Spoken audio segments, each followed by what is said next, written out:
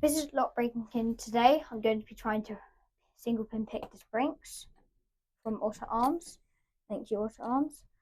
So I'm gonna tighten it up in the vise.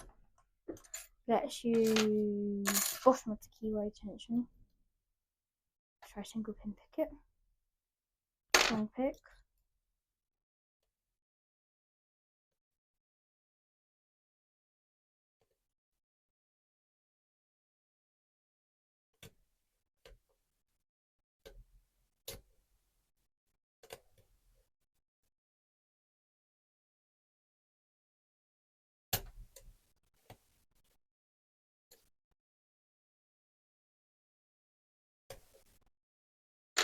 As you can see, I got that open.